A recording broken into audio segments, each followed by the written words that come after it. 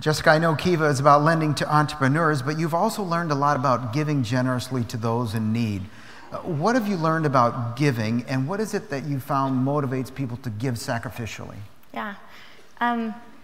Okay, so if sacrificial giving is different than, I guess, other giving because of the change that takes place in the giver, you know, what you want is for that, you want the giving to have intention and have thought behind it. That's sort of what we're about. We don't, as I said, we turn down money when it's humanless, when it's just about a company sort of dumping money into a bucket. That's not what we're about. So I think baked into Kiva is this idea of change and of at least the opportunity to have a new perspective and encounter new ideas and new individuals in the world through the gift. The gift is the loan is part of that change. So there's that, and there's also this idea in general. I told you I studied poetry undergrad, so one of my favorite professors would say, you know, great poets show, they don't tell. So I have not found it effective to tell people why they should give or to tell people this is why it's going to be great, you know, and it's a good concept. And I mean, we're designed to give sacrificially. That's really where a lot of joy can come from in life, I think. And so just show people, just give them the opportunity, and they will, again, they'll exceed expectations and they'll step up and they'll crave it and desire it because it's a good thing. Well, everything seems to be going so well with Kiva. I mean, people talk about exponential growth. I mean, you guys are really, really living it. Do you have any fears for Kiva's future right now? Everything seems to be just flourishing.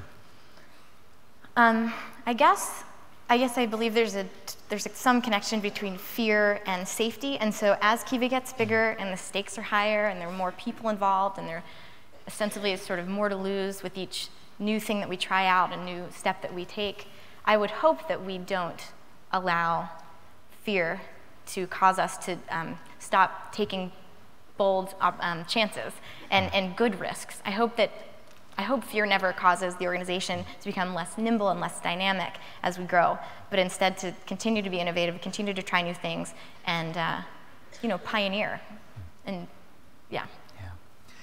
If you could say anything to young leaders today, what would you say to them? I mean, you were pretty young when you pursued this thing. Yeah, I would say two things. Number one, I told you that our beta round was 7 entrepreneurs. They needed $3,000 total.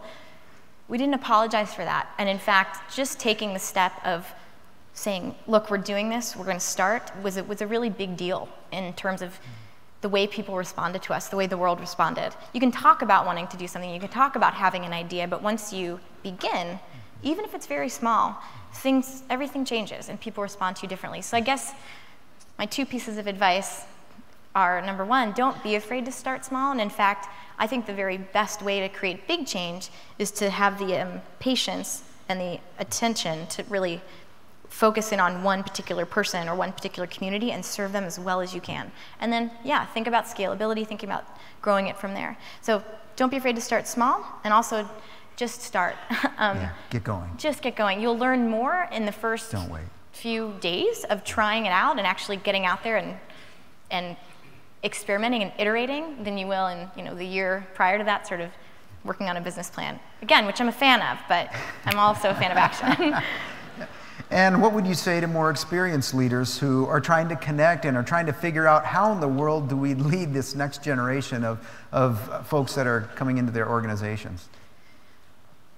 I would say, again, I'm a believer in this concept of kind of co-creation and collaboration, and informational diversity, different perspectives create the best outcomes.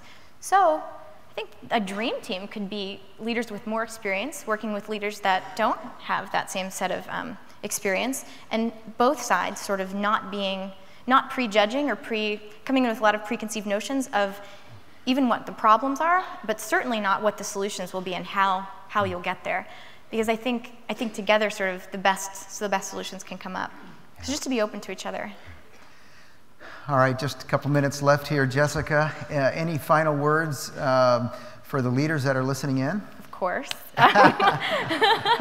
So I told you Kiva's mission is to connect people through lending to alleviate poverty.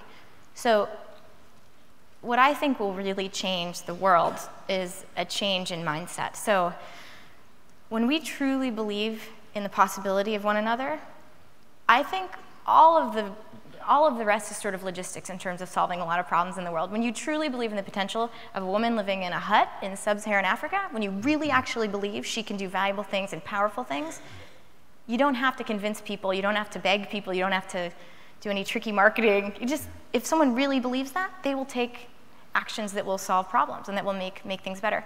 So what I hope Kiva does, just like I started off in my childhood with these ideas about poverty, a lot of them tied to feeling guilty, feeling panicky, feeling ashamed of the wealth in my own life.